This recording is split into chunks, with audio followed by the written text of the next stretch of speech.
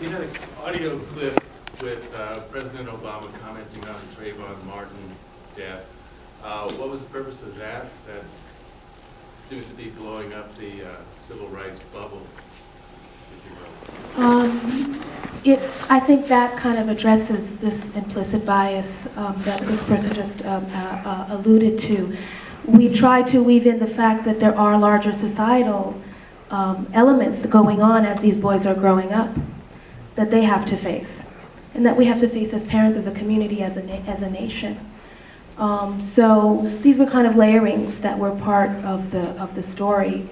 Do you want to add to that?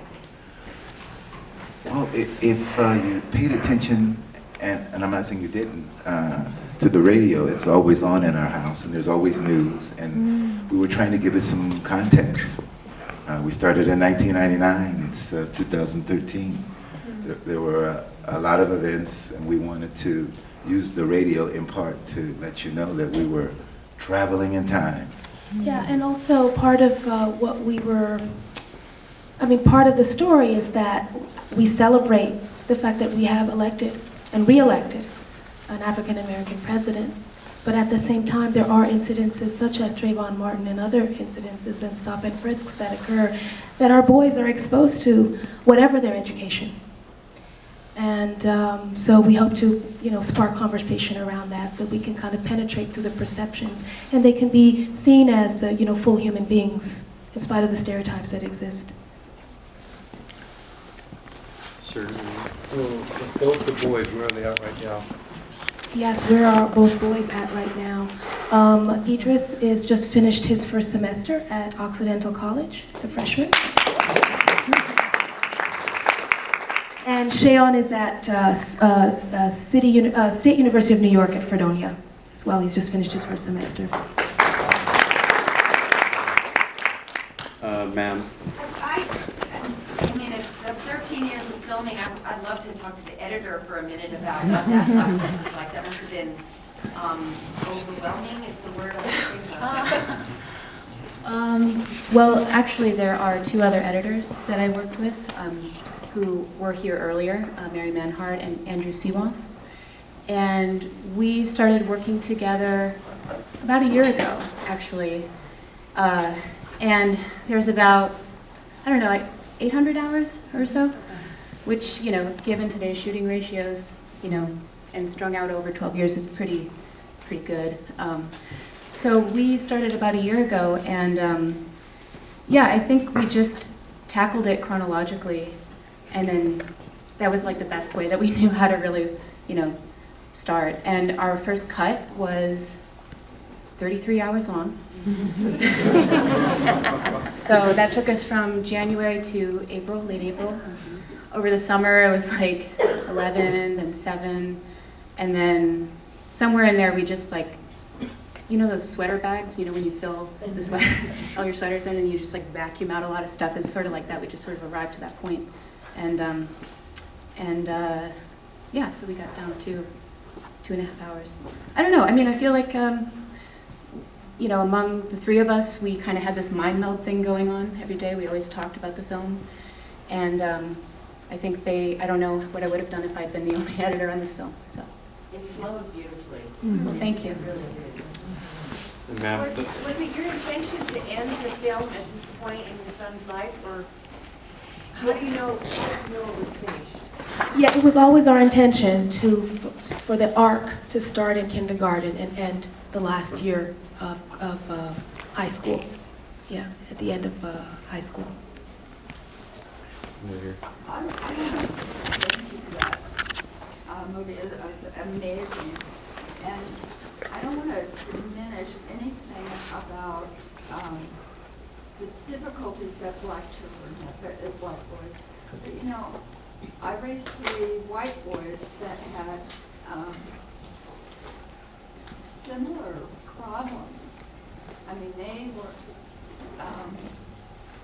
there were things about them that weren't accepted normally. There were size, there were athletic abilities, things like that really affect the child and their ability to, they're brilliant children, and I'm amazed at the job you guys did on getting your children in school at all. You know, it's been such a battle for me. And so I just think that it transcends color. You know, there are other issues that make education in our country very difficult for a lot of kids. ADD is another issue that was addressed in there. All the way in the back. Sir. I'm actually, was just like those kids. In fact, I was the only black kid in a white environment for many years. And you addressed a lot of the issues that came up in my life in high school. But what was interesting, I went to Berkeley, and out of, I guess, 30,000 people, maybe 2% were black. But of that 2%, I'd say half the class that I came in with were gone by the senior year. And there was a social disconnect. And I'd kind of be curious, since you addressed some of that, what you guys think causes that social problem, what can be done about it. But secondly, I want to say you guys did a great job in heritage, just phenomenal. And third, financially, just to have the opportunity, I'll always be grateful to my parents for giving me the opportunity to make a difference in the world, and you guys have certainly done that.